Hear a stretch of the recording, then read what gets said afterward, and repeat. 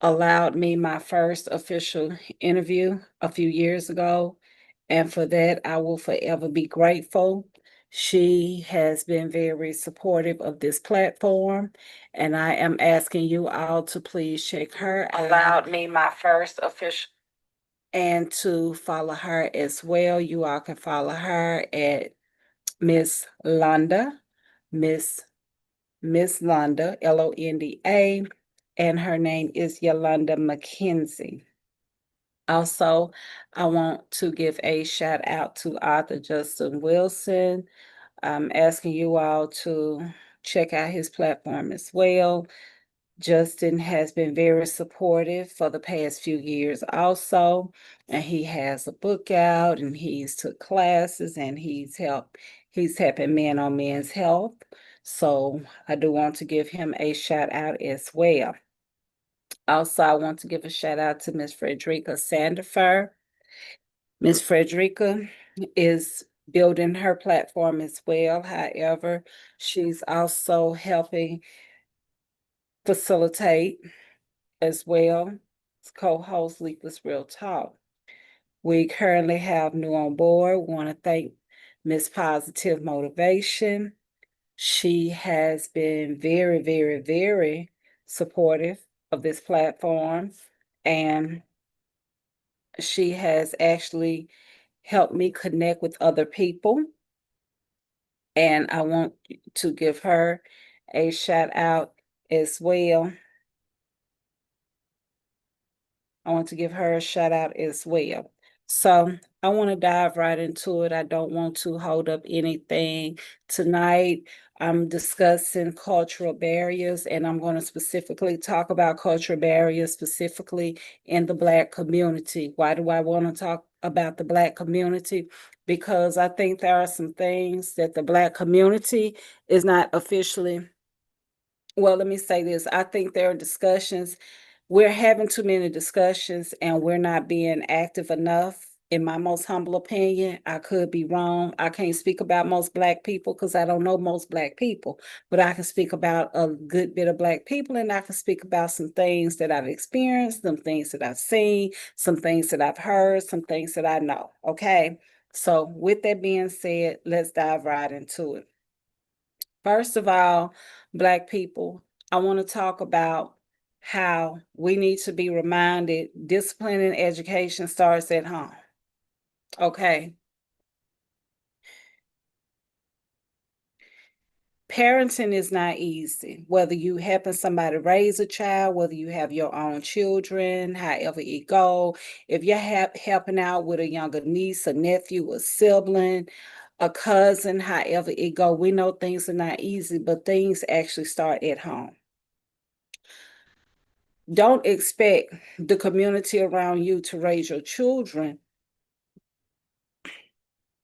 if you're not raising your children or you're not raising those that you have been entrusted to care for. Things as far as respect do matter. You need to teach your children to say yes or no, sir, yes, ma'am, no, ma'am. Respect goes a long way. These things are very, very, very important. Outside of respect, you need to teach your children about cleaning. You need to teach your children about um, their ABCs, their one, two, threes. Teach children about going outside. Teach children about things that help their cognitive skills. Teach your children. Teach the people that you are entrusted with in your home about certain things that are basic fundamentals in life. We learn more our first few years than we do anything else. We learn how to walk those first couple of years of life. You learn how to talk, you become potty trained, you can acknowledge who is who, you can identify certain things in your first couple of years of life. So once a person, an individual, a child is born and a child comes into this world, a child learns a good book of their learning those first couple of years of life. I think that we need to be more considerate of things that we expose our children to. And I take me for an example, but I'm gonna say this and then we're gonna give a shout out to those who just joined us. But for me, I'm like, I probably shouldn't have let my kids watch Friday and Madea so early. I mean, it was things they would say, and those things are kind of representations of things that they would even watch on TV. And now here I am telling people with younger children or myself as a grandmother, hey, he don't need to listen to that. Subconsciously, no matter what you're watching on TV, if he hears that, he's absorbing that, he's taking all of that in. That's just from that aspect. But we do need to understand that things truly do start at home. And if we're not conscientious about what we do with them at home, we have to be careful about how we want people to come to our rescue or their rescue out here in the public. We want to give a shout out. Miss Positive Motivation has tuned in. I just gave you all a big shout out. I've asked everybody to follow your platform. So we want to give you a shout out. Justin is here. Not sure if he's able to chime in or not, but Justin, I made sure I gave you your shout out as well for Mr. Arthur Justin Wilson, and encouraged everybody as well to follow your platform. Miss Frederica is not going to be able to be on with us tonight. She's not feeling her best. So we want to keep her lifted up for right now. But Miss Positive Motivation and Mr. Justin, we're here together and we're talking about the culture barriers. So I started off by specifically talking about what we start off in the home and how we need to be conscientious about respect. Yes, sir. No, sir. Yes, ma'am. No, ma'am. Work with them with a little cleaning, making sure they know how to spell their name, making sure they know their ABCs and their one, two, threes. These are things that is appearing to be that have been, I'm not going to say totally lost, but more and more people, it appears to be, are not taking these very few things into consideration. And then when we can't deal with that respect level, I do think that has a lot to do with behavioral issues as well. It's my personal belief. So, another issue I have outside of a concern, outside of discipline, is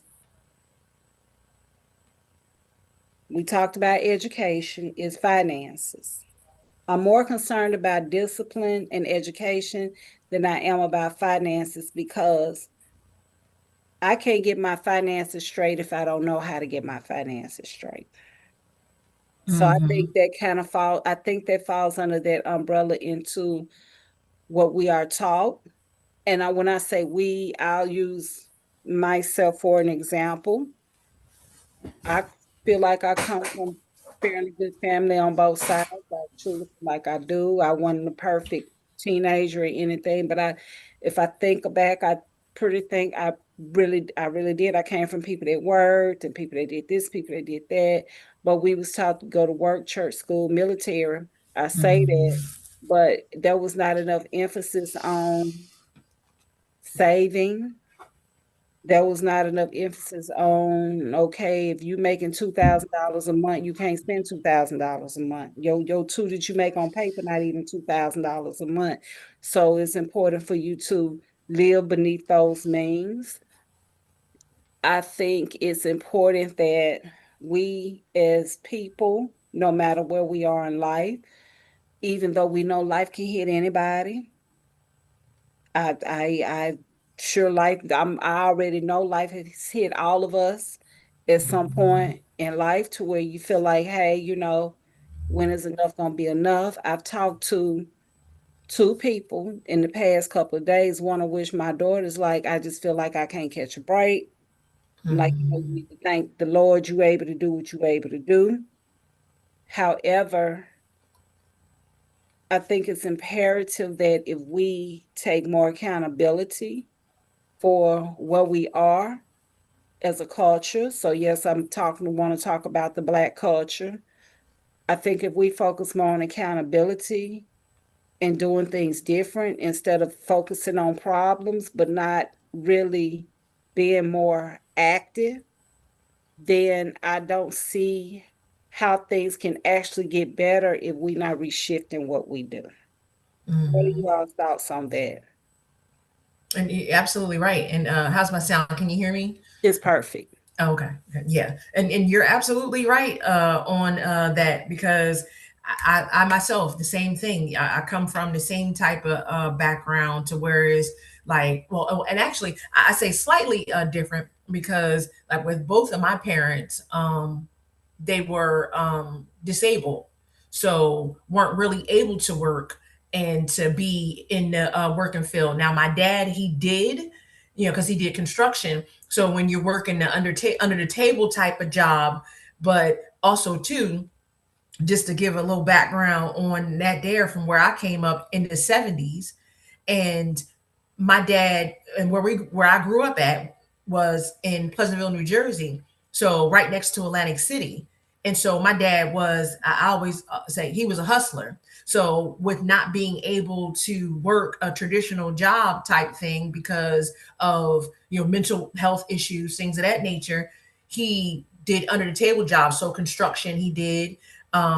He did. I mean, he created his own way. Whereas he was a hack, driving people around, getting paid, and doing and that stuff there. And then also too, when he make money, he would go and go to the casino, make money there. He go and make money from playing the horses, things of that nature. And he was pretty good at it. So in that there, it was a thing of you learn how to get by.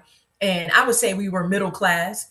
So to say, but it was just like coming from being little and seeing that of my mom didn't go out to work, so I didn't have to be a latchkey kid, like whereas my child was a latchkey kid, to whereas I went to work. I was physically able to go to work. So she went to school, I went to work, and I was lucky enough to whereas where my mom not working, it was a thing of she was the babysitter and watched my daughter while I went to work. So had she been a working mom, I had to find my own way to be like, okay, got to take her to daycare, got to, not be there, having someone there that I know I can trust type of thing. So it's like, yeah, like you said, when you come up in, something like that there, the dynamics of what you learn coming up kind of changes. Like you have people in your family that, your cousins, things of that nature, their parents go to work, they might be entrepreneurs. So it's like they kind of follow in their parents' footsteps.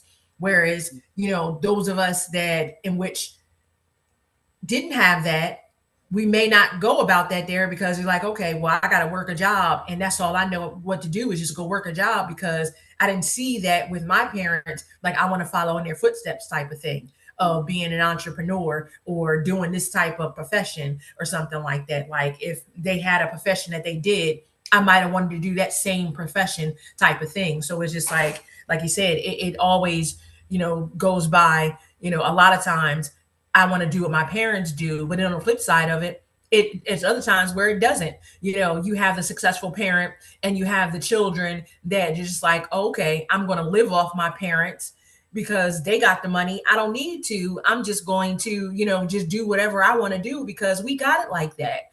And that's not the route to go, because I always say this life ain't promised to any of us.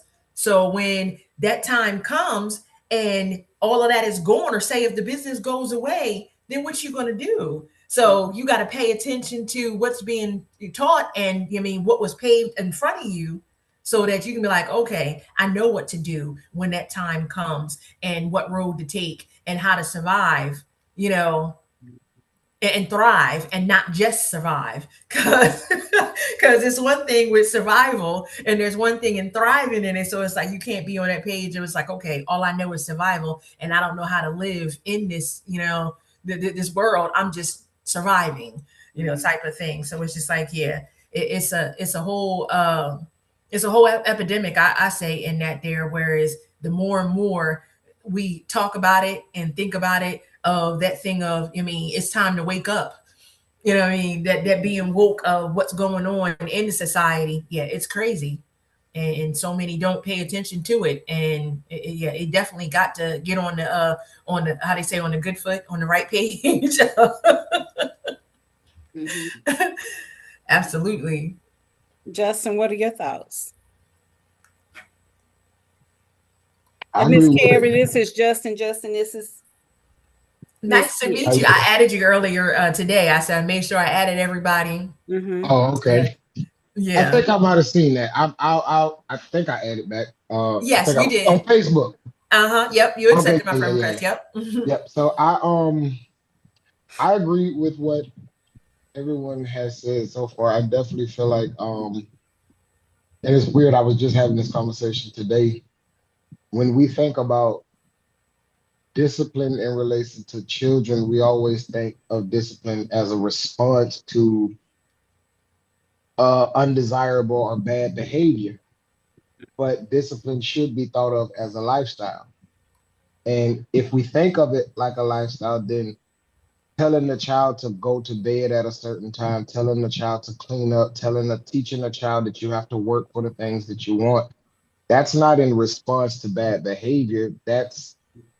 This is how you when you grow up, you're going to experience this. Obviously, you have to find the balance and letting the children be children, but it's exposing children to what many people deem black culture. Mm-hmm.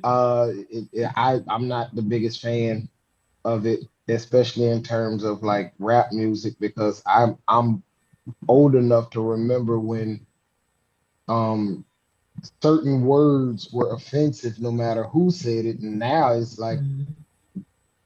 we embrace these words that have negative connotations and we internalize it and tell ourselves it's good until a certain person says it a certain way. But if it's bad, it's bad, no matter who said it and how they said it. There's no way to use a bad term to be endearing, um, in my humble opinion. So yeah, I think that our children definitely we have to be more intentional about ourselves first, and then we can be more intentional about the children because you can't feed them a bad diet the whole time they grow up and then get mad when they desire a bad diet as teens and adults. Like their body has been trained to Mhm. have this bad diet. And when I say diet, I'm not just talking about food, I'm talking about habits, I'm talking about music, I'm talking about conversation. You know what I'm saying? Like our body internalizes this stuff. So that's my thoughts on it. Yeah, the structure had definitely has to be brought back, Yeah. or implemented for sure. Yeah, and I think that's one of the biggest things I struggle. One thing that's really been bothering me lately is I work in the service industry, and where I work, the clientele is very diverse. And I see things from Black people these past few years. I mean, I don't know how this is going to come across because I'm not meaning it against anybody else, but we cared a little bit more about our hygiene than what I've been seeing these past few years. Hmm. I don't know as a child growing up of too many young men or women that went to the barbershop and s- scalp had not been touched and who knows when. I am concerned that, we think it's okay, and this has been happening for years now, to walk out the house just you could be clean and still look like you rolled over and just got about the bed. Hmm. Like, I feel like that sometimes we people in general, and I'm gonna say this. I think sometimes people can adopt mediocrity because the mediocrity makes you comfortable in that moment, but that mediocrity is not what's good for you in that moment. I tell people, come as you are, don't mean show up any kind of way. Hmm. Come as you are don't mean I got the right to just show up any kind of way. I still should be conscientious no matter where I go, how I show up. And the issue I have, and I believe listening to a good bit of educators outside of what I see and what I think up here, but listening to different people that are in school systems, this discipline is out of order. Mhm. Now, what I struggle with, even if I gave the teacher problems, I was telling young lady the other day, I grew up, we got hit with a paddle. Like, didn't nobody call your mama to hit you with no paddle. You got caught running in that hall where I went to school growing up. And I'm a late 70s baby. So I graduated in 96. Nobody, the paddle was your warning. Mhm. The paddle was your warning. If you got X amount of paddlings, then they'll probably call your parent in. But we got paddlings. Now, I'm not blaming a school system or any of that, but I do think that I have an issue that we're in a society where standards no longer exist most of the time. When I grew up, we had a dress code in school. I Mhm. mean, my math teacher, he would put math problems on the board. If he randomly called you up, you got called up. I know parenting and teaching, and I tell people, the company I work for, I'm one of their educators. So everybody's style on how they do things truly is different, but standards keep getting dropped day by day. And if you allow me to show up any kind of way, I'm liable to show up any kind of way. If you give me an inch, I'm probably gonna take a mile. If you it's Justin said discipline is a lifestyle.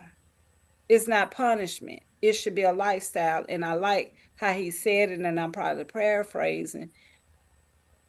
Things are not always, as Justin said, reactive to bad behavior, but we are headed down a road of just little to no discipline, like at all. Like at Mhm. all, at all. The fact that, like, we talk about these words, and I hear people play with each other sometimes with these words. People can't play with me like that. You can't play with me like that. It's not funny to me. So I'm not to be played with like that. Mhm. And but where we all may agree right here, it's a possibility that the majority of the people in the next room may disagree with everything that we're saying, and that we're being too harsh, and that we're in a new world. And I'm truly kind of concerned, because how do you give people chances and more opportunity when you create more opportunity for them not to have any chances? Mhm. How do you help people when you create a space that what is being allowed is truly detrimental? How do you help people when the standards are so low that when you come in, Miss Positive, or Justin, when you come in and you give me standards just a little bit higher, I feel like you're picking on me and it's too much, because I mentally can't adapt, because everything else has just been accepted. Mhm. How is it okay that a child goes to school, kindergarten, first grade, you can't spell your name, you can't count to 10? How is that okay? How is it even okay that your child graduate high school and you didn't even know that your high school child can even read? How is that Mhm. okay? But we want them to have money, we want them to have opportunities, but we don't want people to go through the process. And I'm truly concerned. I'm concerned. And I will say this. I'm over, I'm trying to be careful on how I say this. I'm over Black people with top statuses. Whether you're an actor, whether you're in the music industry, whether you are a clergy, whether you're part of the clergy, whether you a politician, whether you are a medical doctor, no matter where you are and you're here and you have all this influence and you have all these suggestions, but you saying the same thing and we're not getting different results. I posted earlier today, by definition, that's a sign of insanity. You're doing the same thing, you're expecting different results. It's some insane people. And if we don't acknowledge that, some of us, me, hey, who, if we don't do something different, then how are we supposed to expect change? Mm-hmm. I'm a hush for a second.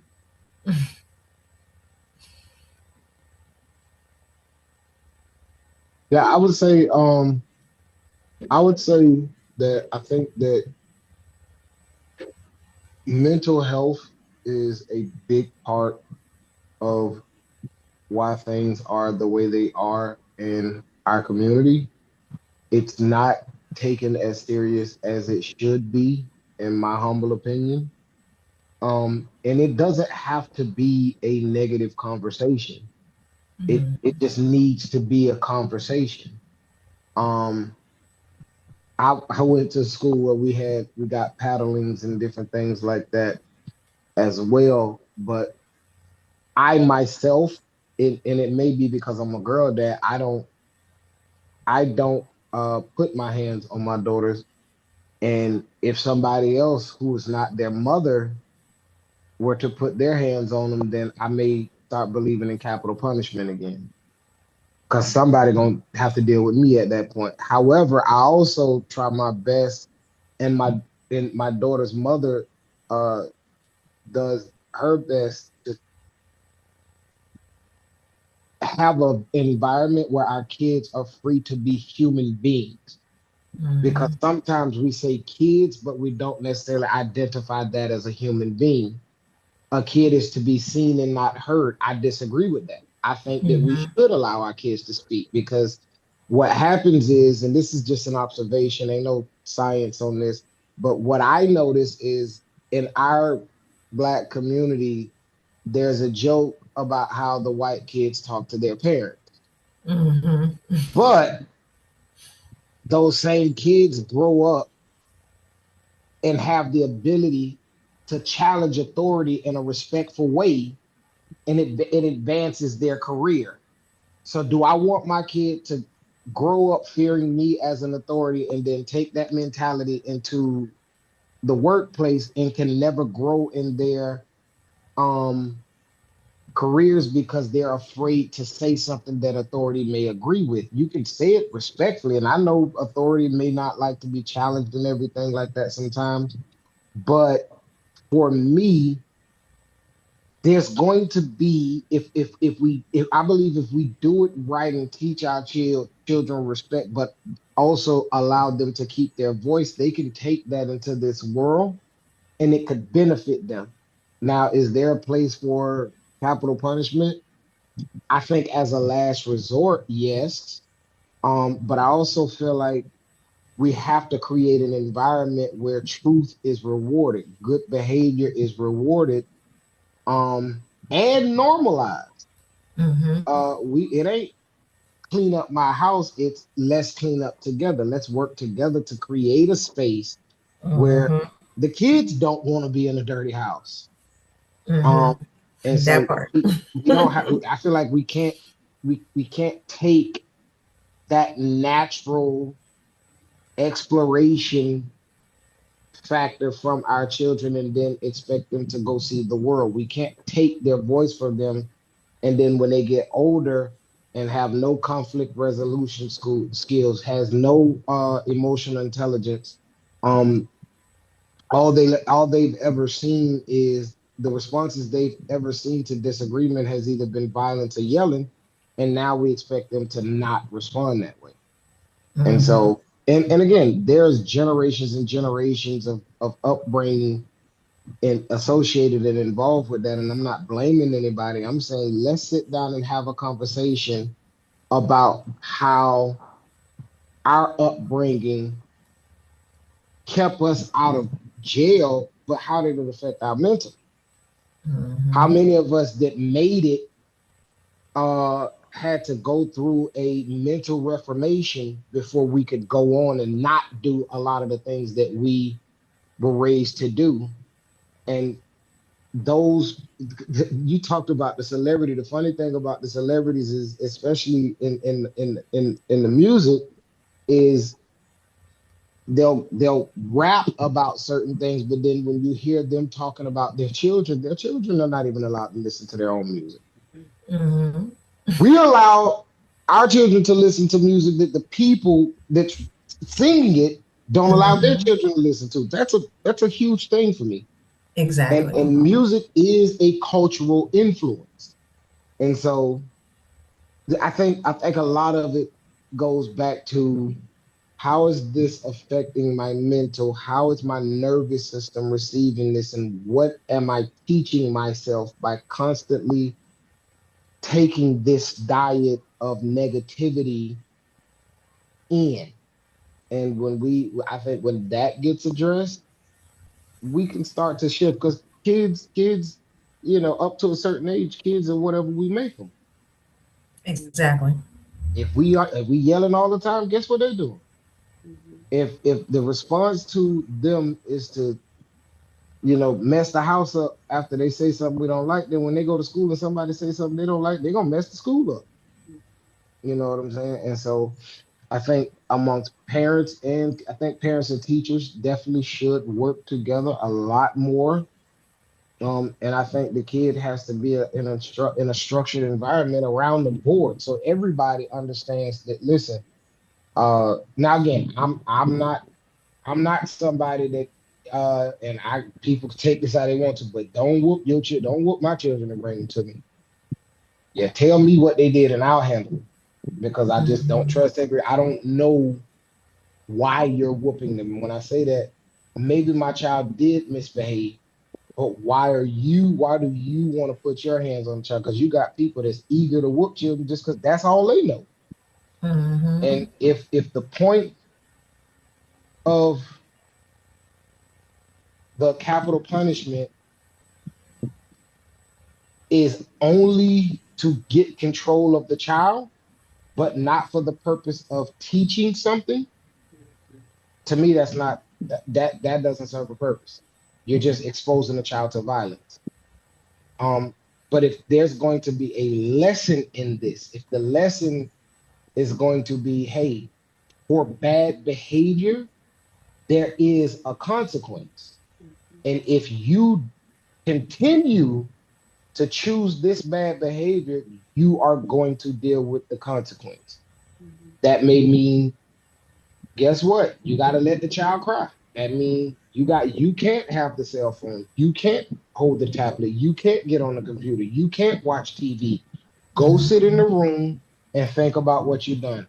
Um, and so and then on top of that, if it's going to be discipline, reward stuff like reading books. I never forget I was listening to a young lady talking about how parents make their children read as a form of punishment, and then the child grows up hating reading because for them it's a punishment. And so Mhm. I'm like, man, I don't want to do that with my daughter. So reading is not going to be something that they get punished. Now, they're not going to get on phones. They're not going to watch no Mhm. YouTube because that's all these kids nowadays like to do. Like, I'm Exactly. not going to give you the things that you like to do. Um, Mhm. but if it's not, I don't want to teach my child that if somebody exposes you to violence that they control you. I disagree with that thinking. Because I know what it did to me. It made a monster out of me. I don't want to make a monster out of my children.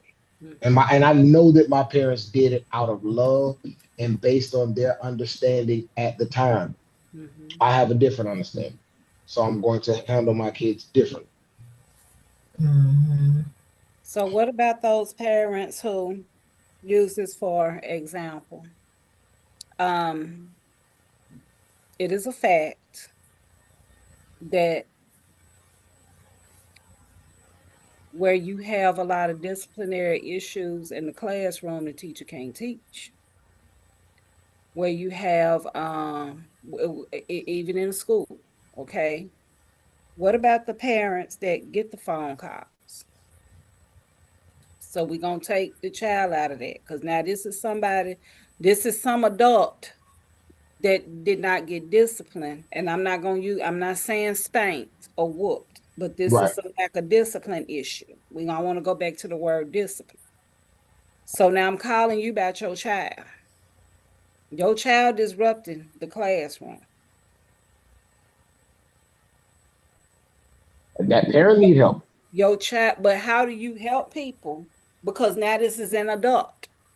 So this is what I shared with somebody the other day. My insight as far as coaching and teaching. I told my AD the other day, even though I absorb what she's giving me, we do have to realize you got to want it. Absolutely. If you don't want it, no matter how much I pour into you, it's just gonna roll off. Right. If you don't want it. So I agree with the uh capital punishment and corporal punishment. I agree with all of that because I think we all can agree to disagree. I don't think every time a child does something ill, it warrants a whooping, depending on what they do. That's just my personal belief. But I also do believe that people that don't discipline, I didn't say whoop, I'm saying discipline. Hmm. These children are some people that even sometimes we grow up trying to undo what we don't like because we that ain't just what we wanted. And we got to understand that some of us got more hell in us than others. And can't nobody fix certain stuff, but well, ain't nothing God can't fix, but I'm just saying. But when you got people who don't want nobody saying nothing to their children, why is your child in that school? Why is somebody else watching your child? If can't Mhm. nobody even correct your child verbally, and you don't want nobody saying nothing to your child, why are you not keeping your child at home, homeschooling your own child, dealing with your own disciplinary issues? Why put them in a space to create mental problems? Because if you take somebody that's not used to being disciplined and you put them in a space to where it appears to be they're being over chastised and it appears to be they're being picked on all because of what they have been allowed to do, why would you put them in that space instead of you just dealing with that yourself? I mean, for me, Mm-hmm. that's like I said, discipline is a lifestyle. So Mm-hmm. if you have a parent that's just not disciplined, Mm-hmm. you're gonna have that type of child, and there needs to be a way where that parent should have to carry the responsibility of not disciplining their child. How that happens, I don't know, but listen, ma'am, your child got to stay home this week because your child don't like to listen, and you don't like you don't like anybody to talk to your child. Listen, sir, your child don't like to listen, and you don't want anybody to say anything to your child. So I'm gonna let you have your child for a week to get that figured out. Mhm. But they don't want that. That I'm ain't got telling you nothing. what's It happening ain't is, about what they want. but Yeah, yeah, I'm That's the exactly. problem. so, I'm not talking about the child. I'm not talking about the parent.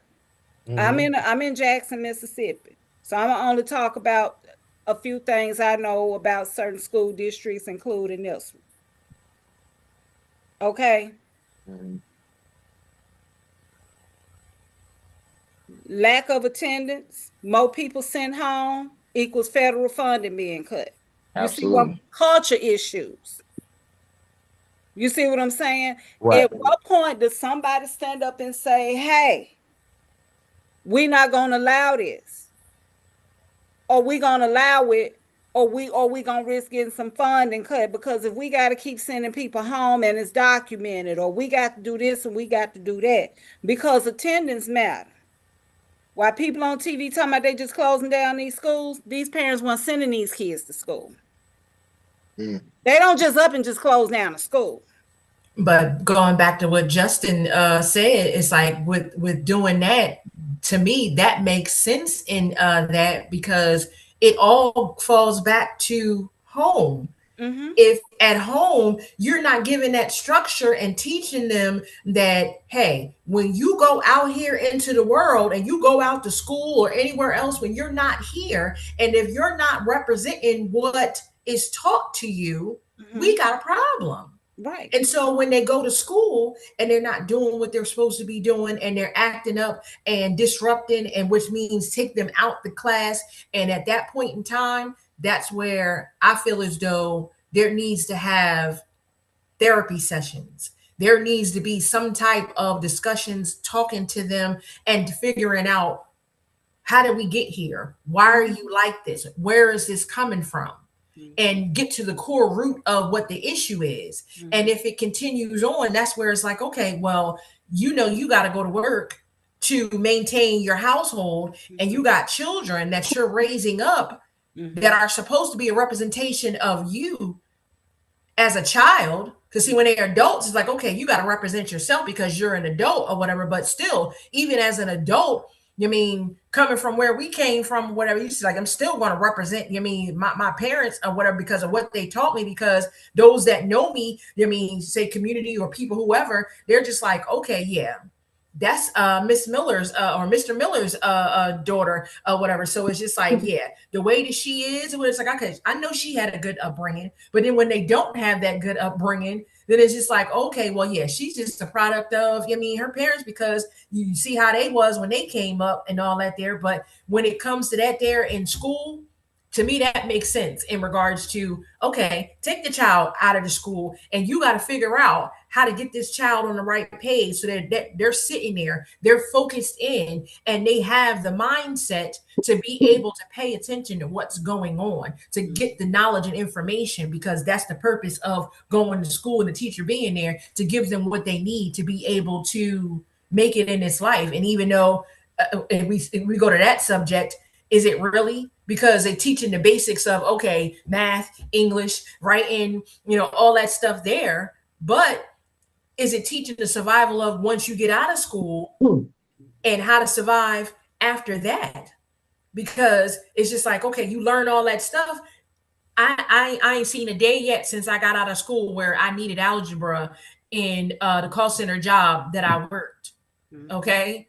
So that's just the bottom line of it. Is the school really teaching, okay, this is how you do your funds. This is how you take care of yourself mind-wise. This is how you take care of yourself physically in order to be able to succeed in this life. Because when you get on to the next subject of the health part of it, it's just like, okay, they don't teach that in school. The health education class wasn't teaching us, okay, this is how you eat healthy. This is how you, okay, gym, okay, exercise, whoop-de-woo. That was just the basics. It wasn't the deep within to where we're at now. Because jumping over to there, when we was coming up, we ate this, that, and the third. Oh, we eat the soul food. We eat the pork. We eat this and we eat that or whatever. And then as time went on and everything got like, oh, okay, we can't be doing that because people dying because of this and that and the third. So now we got to get on the politically correct thing, because people are not buying this stuff because they know that if I eat too much of this here, I'm going to get sick. And it's like, okay, I'm going to have this health issue, that health issue, and things like that. So it's just like, again, it goes all the way back to school, to whereas these are the things that should be taught. These are the things that these children should be learning, or that we should be teaching our kids along with that. So it's just like, yeah, when you go back to that there and children and the structure and the discipline, like I said, don't have to be, because when my daughter coming up, everything that she did, it wasn't about me. Oh, no, you're going to get a whooping for this here. Oh, we're going to talk about what went on, what you did, and why, and how do we get here? How do we fix this? And if you don't want to talk about that there and you don't want to get on the right page, okay, so what am I taking? I'm taking the phone, I'm taking the tablet. You're not getting no TV, you're not going outside. You know what I mean? All of that stuff there, and the extracurricular stuff. I You know, want you're I want to taking away this interrupt stuff. you because Yeah. you just hit 2 points that I want you to continue to elaborate on. Just whatever you thinking, don't lose it. You hit on two things that we need to talk about: this money and this health. Mm-hmm. Now I'm gonna go back to these people that sit in these top positions. I'm gonna go back, like we just talked about everything else. Whether you clergy, politician, whether you music, whether you whoever you are, why are more people are not teaching about health and finances? Mm-hmm. I'm just want to bring because that's on my thing too. So that was another issue that's a cultural barrier. So you teaching me about advocacy or you teaching me about voters' rights? Yes, you're teaching me about this. You're teaching me about that. Why we're not talking enough about health, what we put into our bodies, how we take care of our mental, right? Mm-hmm. And these finances. And I don't want to, and I'm going to say something I don't want us to mention. I don't want us to mention what the system has deprived people of. Because sometimes we just need to take full accountability. So this ain't what we point the blame at: lack of funding, lack of this, lack of that. This is just where, why is it more people that sit in these high ranks that people truly do respect? But these folks ain't talking about taking care of your health, physical or mental. And enough of them not talking about these finances. I'm going to leave that alone. I'm going to let you finish. Because a lot of times, look, that's what it's about. Look, that's exactly what it's about, because they're not going to talk about those type of things, because if it's taken away from the money that is going into their pockets, they're not going to discuss any of that. Because if we talk about, okay, being healthy, that means that the owners of McDonald's or Burger King or whatever other place, it's like, okay, they're going to see a decrease in their yearly money making, and it's like, hold up now. So now we got to come with a healthy option for getting people back in here to buy this stuff that we're making, because we're losing people buying stuff, because now everybody wants to be on this health kick. You know, they want to be on this next trend, in which that's the problem that I say is an issue as well, because health is not a trend. It's not a next fad. It should be a lifestyle. It shouldn't be looked at like, okay, I got to do this diet. It should be a lifestyle. This is the way that we should be living our lives, because in order for us to be healthy and live a thriving life and not just existing, we have to take care of ourselves. And don't even like I said, don't even start on the fact of how the food goes along with the mental, because the food and what they're processing and what they put in there affects the mental and sends us on that mental spiral, in which a lot of people say, oh no, it's not, it has nothing to do with that, it's hereditary, it's what's in the, and it's like, no, it's not. A lot of the food and the things that they put in there and what we're eating affects our mental. It affects the body and how it functions, and just how we go back to when, before there was medicine, everything in regards to healing came from the earth and herbs and everything else. Before there was doctors creating this, that, and the third, it was all about the natural healing. how did they survive or whatever? They found this and that out there in, you know what I mean, wherever, picked it, cooked it, boiled it, you know what I mean, made it a tea or whatever the case may be. And now it's coming back around and people are seeing that I can do these different things. But of course, go back to the big people, like you said, because they don't want you to hear about that you can cure yourself, that you can fix this, that, and the third with some natural remedies, because they want you to be able to buy what it is that they selling for you to come back and keep on coming back, because that's how they make their money. Just like with the Yeah. doctors and things of that nature, in which, you know, because when I looked up and I was just like, okay, everything to touch on the subjects. And the one thing that I came across where they're saying about how, and especially our culture, and it might be others as well, but especially ours. Oh, I have an aunt. Okay. My aunt is 105 years old. Okay. Mm. Yes. She lives in Philadelphia, Pennsylvania, has lived Mm. in the same house for, I'm going to say, over 70 years. And she still in her right mind, walking. I mean, she used her walker to get around, I mean, a little bit now, whatever. But for the longest, I mean, before, not that long ago, she didn't need a walker, things of that nature, whatever. So still will have her shot. Okay.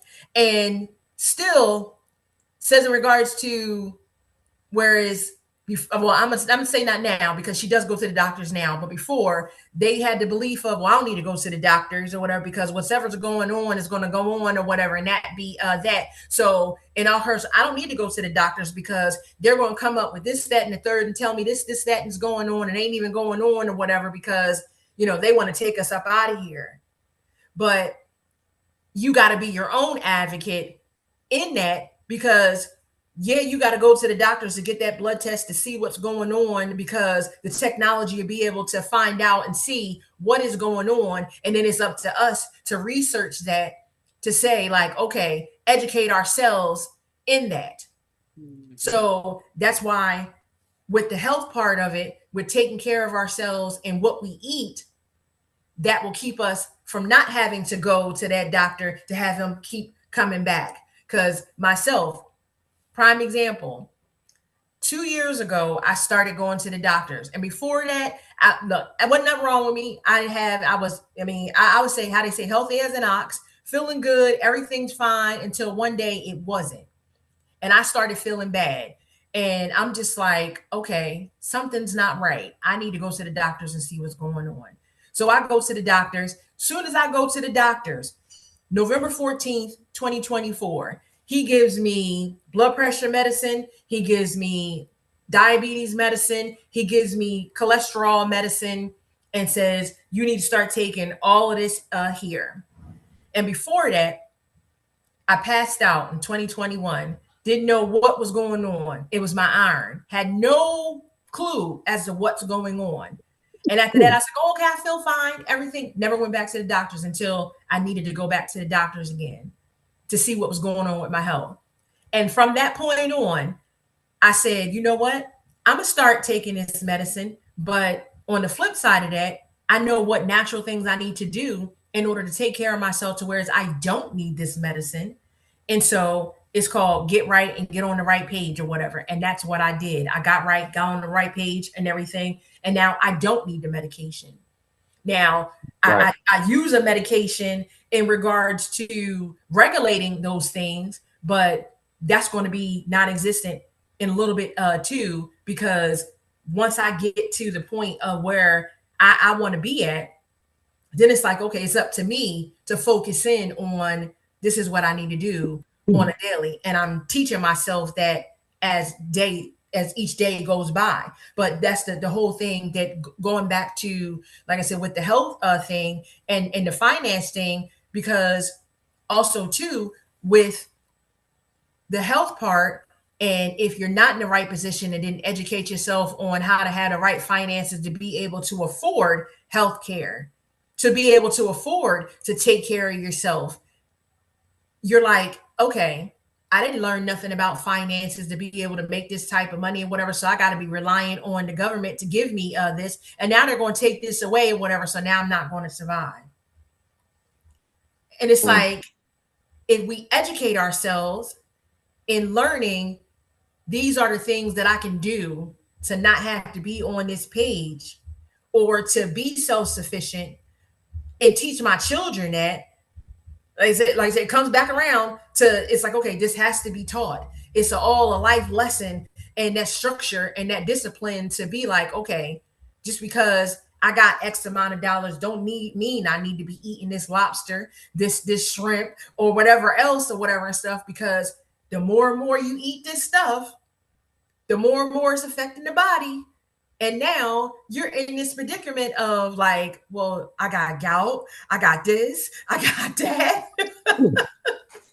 And it's just like, you weren't paying attention to, you gotta take care of yourself and everything in moderation. So it's just like, yeah, it's a whole thing of, with, like I said, especially our culture. I mean, it might be others as well, but the ones that we can speak about is our own, because this is what we pay attention to with ourselves. I mean, our family, friends and things of that nature, and you see what's going on.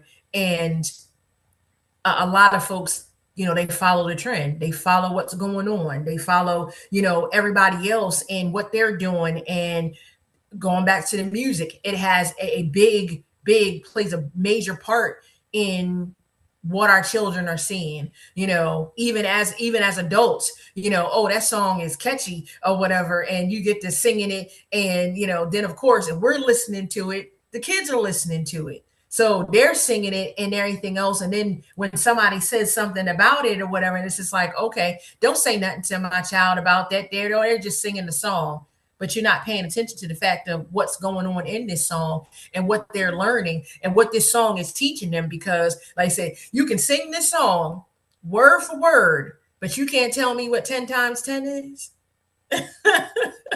Mm. So is that there as well, of like, that should be a secondary in the, with the music and things, and what they're listening to. Is like, okay, they got to learn how to function first before listening to, what's on that radio, and being able to sing this word for word and do this TikTok dance and everything else, because that's what the focus is. And not to mention the fact that, I mean, we are content creators. We create content. And that was one of the main reasons why I said, in whatever content that I create, or what I want to put out there into the universe, as we say, or whatever, that's why I chose the name as my online persona that I did, Miss Positive, because I said, I'm not going to go with the trend of what is going on, because rage bait is so popular, and I'll get a million views from that, because who can I get to argue with me or whatever. But my positivity that I'm bringing across and showing and speaking of, how can we unify and how can we support each other and everything, that's not popular. Now there's a sector to where it is, there's plenty of us that are on that page, but there's a whole lot who aren't, because they're just like, oh, okay, that's lame, that's corny or whatever. And it's just like, oh, well, it is what it is. That's what I stand for. That's the page that I want to be on, because I don't want to be on the side of negativity. Because the one thing that folks don't realize too is negativity can make you sick and you don't even realize it.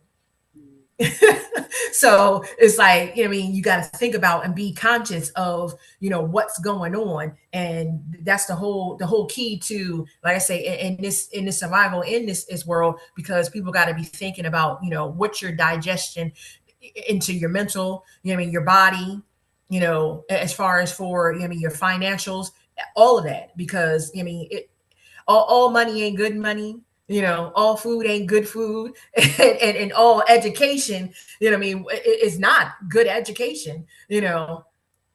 That's just the factor of it. I like that. We talked about the health, um, finances. Um,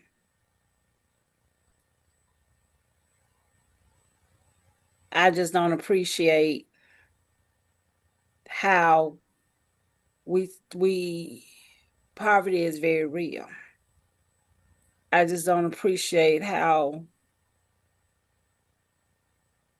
more people don't talk about living within your means. And I'm gonna go back to these top people that people listen to. When I came through school and I was in the band, you didn't stand out on the corner and ask for money. You worked for the money. You was either gonna sell some Krispy Kreme or some Cheetos or something, or you gonna sell them almonds that's now little as about smaller than M&Ms, or you was gonna do a car wash. You was gonna do something instead of standing outside asking for a handout. I don't like the give me, give me, give me. It's just me personal. And I got my reasons. So maybe I'm a little biased, sort of say, because of what I went through. So I may be wrong on some things because my mentality is, let's talk about finances. I think that, Inflation, sir. for me with the finances Mm-hmm. situation, um, like you say, a lot of people, I think we are cultured to live out of our means. Oh, most definitely. It goes back, for me, it goes back to the mental health. Like, we don't, a lot of people don't see it this way, but for me, Mm-hmm. when I started to see that I was buying my self-worth, because if I got a shirt with a particular name brand on it, I get attention. I'm not actually getting the attention. The shirt is getting the attention. Mm-hmm. So is this shirt really worth $600 so somebody can look at me and see, oh, he's somebody. Mm-hmm. But I'm somebody only because I have somebody on my shirt. And for me, I'm in the gym frequently. Mm-hmm. My thing is that when you go to the gym, Planet Fitness is, and I'm not endorsing Planet Fitness or whatever, but $21 a month. For $21 a month and actually using it, I cut back on pharmaceuticals. I can completely eliminate the need for certain medications. Like the sister said, if we increase our knowledge on natural remedies and eat to live and not live to eat, we could detox our bodies because most of these, these things that we could buy in the stores, there's an element to them that it's going to make our bodies addicted to it. Sugar is addictive. Fats, a lot of this stuff is addictive, and you can go get something sweet that's natural that's actually going to help you. You know what I'm saying? But again, the finances are tied into all of that because if you start eating healthy, then what are they gonna do? If people start growing their own foods, then what are the big people going to do? If we actually Exactly. paid attention to the labels and seen that there's a bunch of stuff on there that's impossible for 99% of the population to be able to pronounce, I'm gonna just go get some watermelon. 90% water. It's already got electrolytes in it. My body's gonna get what it needs, and I'm gonna go out and take this. I can be an extremist when it comes to exercise, so I try to walk 5 miles a day. But legitimately, a 20-minute brisk walk a day can change your physiology, which is also going to change your way of thinking. It'll clear your head. And once our heads get clear from all of the fog associated with the foods that we eat, we can think very differently. But Right. we have to see a benefit in it. When you go put on a certain name brand, you don't have to do any exercise because you got somebody else's name on you. And that name means something, but that's not self-worth. That to me is not an example of who you are, it's an example of what you're willing to spend to have somebody else's name on you. Again, whoever rocks the name brand, because I got friends and stuff that like the name brands and everything like that. I just prefer for me to be able to be in the kind of shape that I can go get a $5 t-shirt and your name brand won't mean anything because I look so good in this t-shirt. That's what people are interested in. And it's not just looking good, it's actually a fit that physique is a physical manifestation of what's going on inside. And Mhm. sometimes you can be in the best health in the world and your body don't look like it, but you're still in good health. And so we have to promote good health. And good health requires work. It requires a sense of delayed gratification. It requires doing. This is why this has been my issue with the definition of insanity, because good health will require you to do the same thing over and over again and expect different results, which you will get eventually, but it might take a while. You know what I'm saying? And so the finances, it's what we focus on. We focus on quick meals, and quick meals are quick, but they're typically high in sodium. They're typically got so many preservatives in them that we're eating the depression, we're eating the ADHD, we're eating the mental disorders. And then you mix that with sitting in front of the TV, watching something that makes no sense at all. Like I tell everybody, there are very few hoods that I'm aware of that actually are accurately represented in the music. Ain't nobody dying every day. You know what I'm saying? And the places that those are, ain't none of us interested in going to see. Okay. All of them people in there trying to get out of it. But that's what we glorify. And so Mhm. somewhere we have to make it okay and not make it not a punishment. Don't punish our children into good grades. Praise them into good grades. Let them see what's out there. I was walking, I did a 5 mile walk, and my daughters kept begging me to go on this 5 mile walk. So I let them. Now, 2.5 miles in, they was through dealing. They wanted to go home. But they know that if we start it, we finish it. If we agreed that we're doing 5 miles, then we're doing 5 miles. But during that walk, I walked them through a section of the neighborhood that I live in where the houses are just out of this world humongous. And they was like, man, I would love to live in a house like that. Keep your grades up.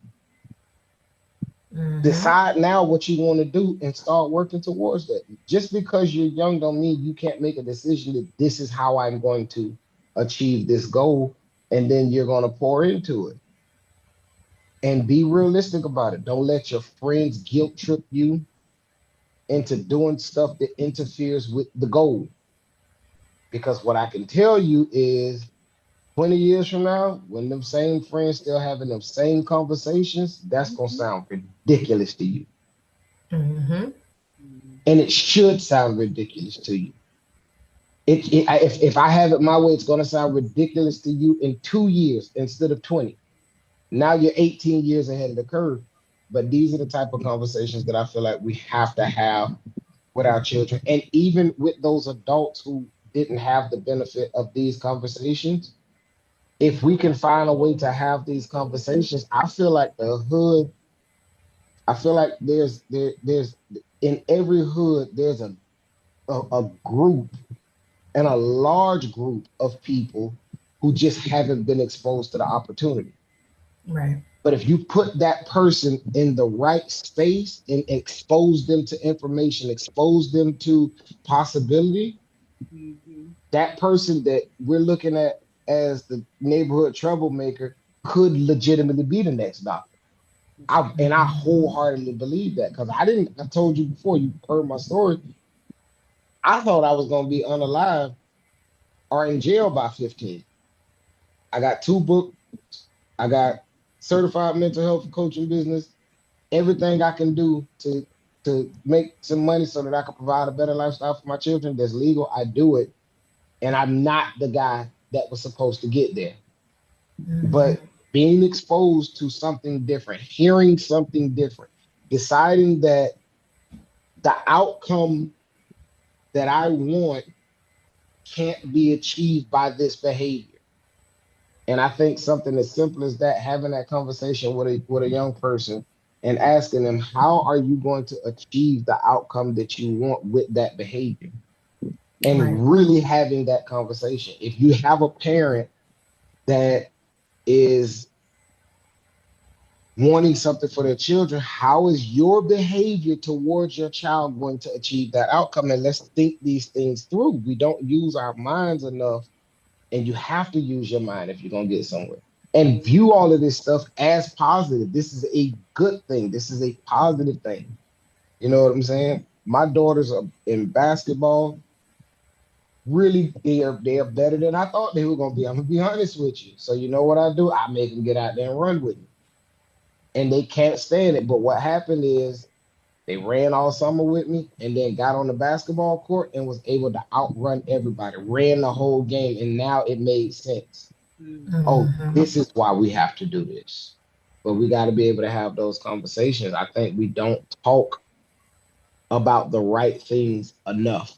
Mm. Right. If we talk about the right things and have conversations like these and make them everyday conversations, then we can actually get somewhere. Like Miss Positive say, if we're only consuming negativity, how are we going to get anything positive? Mm. What it says, not what go in is what come out, but what comes out is what's going in. So Mhm. I think that, to me, these are the type of things that we just have to really consider the long-term effects of the things that we've been through, and take those things that are beneficial and push that for the next generation. And it's an unfortunate reality, but some people ain't gonna make it. Yeah. And some people are only gonna make it once they see it. So some of us got to get out there and show them something. You know, that's my thoughts on it. This was good. I'm gonna let one of y'all close out, but before we do that and close out in your own way, put your little spin on it. But before we do that, I do know we got just a few people watching on YouTube, so that's what I'm sitting here doing. Which y'all know that by now. I'm not sitting here like texting or whatever. But I will say for anybody that is watching or that will watch this is, let's be conscientious that in order to improve, as my brother and my sister said, we got to have these conversations and we have to be intentional. And it's not an attack. This is truly a form of discipline. Um, when you was talking about, y'all was talking about um, the sugar and what the sugar do. I thought about this guy. He's called the Minister of Wellness. And there are some things I do agree with. Some. And the way he break that sugar down, honey, it'll make you almost want those sugar away. But I also felt convicted because I have certain food fetishes. I did good. I told my sister the other week, I said I did so good. I've been doing my watermelon and cleansing my system out and doing my watermelon, and then I went and bought me a a Tucson melon, ain't nothing but a cantaloupe. When it got me cantaloupe, now I did good for about 5 or 6 days. I did. And then I went and met up with some people I had not seen in a while. We was doing an event at a church, so we went out and ate the night before, and I just crashed on some good food. And I crashed again. Now I'm trying to, and then I kind of balanced halfway out. And last night, and it's been over a week ago. Now, last night, I ate something I don't eat after a certain time. And I've been groggy all day. So all I've been doing all day is drinking liquids. Like I just don't I feel icky. I ate some chicken strips last night and they was good. I don't eat that time of night. And today I just been feeling icky. And Mhm. I'm not making excuses. I truly have been struggling with what I eat for years. And I can do good for a while and then after a minute I'm back to square one. I'm working on this potato chip fetish I got.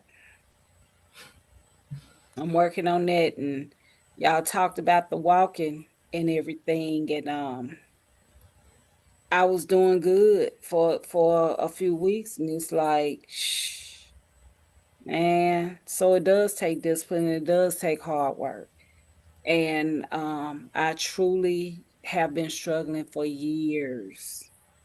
Um, and there are things that while we talk about our health, I know you talked about the low iron, Miss Positive, and I share with people. My sister asked me earlier when I was telling her about this knee acting up on me again.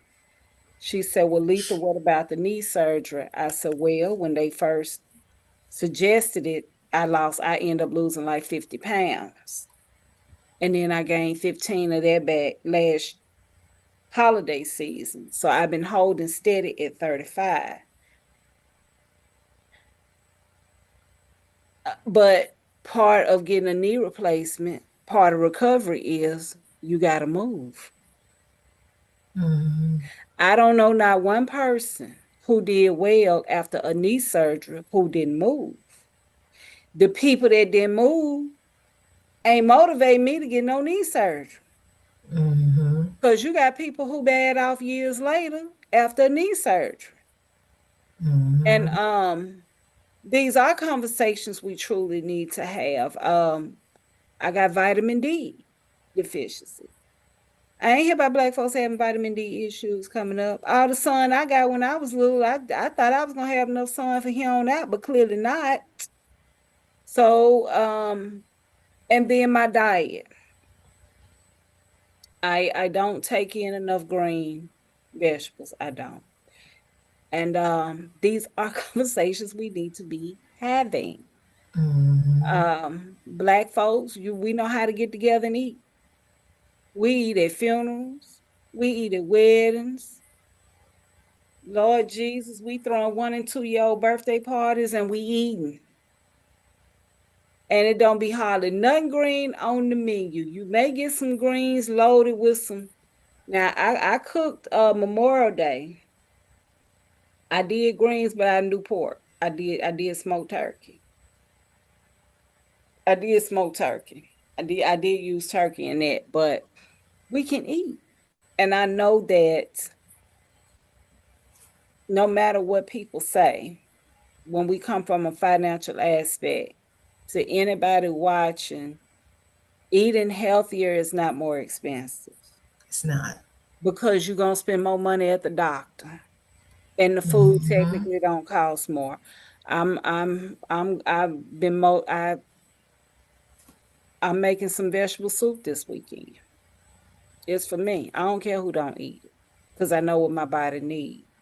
And just the thought right now of me eating something fried, beef, I love steak. Steak don't love me back. I love a good hamburger. Right now, hamburger don't love me back.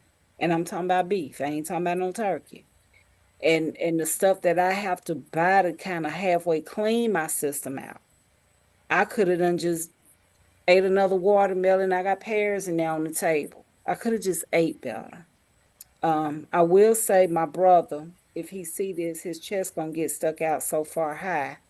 But I will commend my brother about advocating for how we take care of our bodies. My Mhm. brother used to be almost 400 pounds.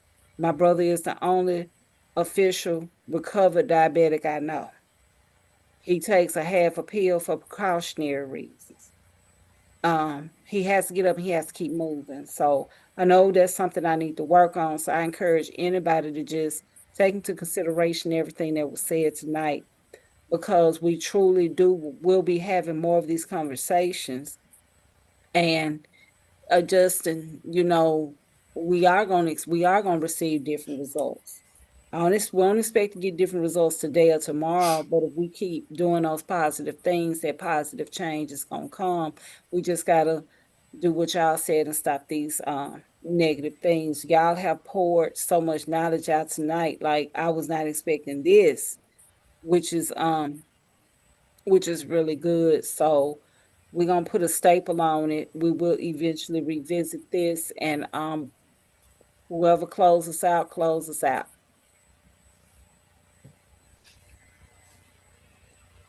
Oh, you want me to, Justin? I got you.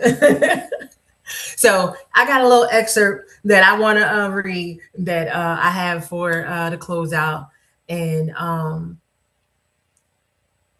it's a whole thing of breaking the cultural barrier, in which we know it's not easy.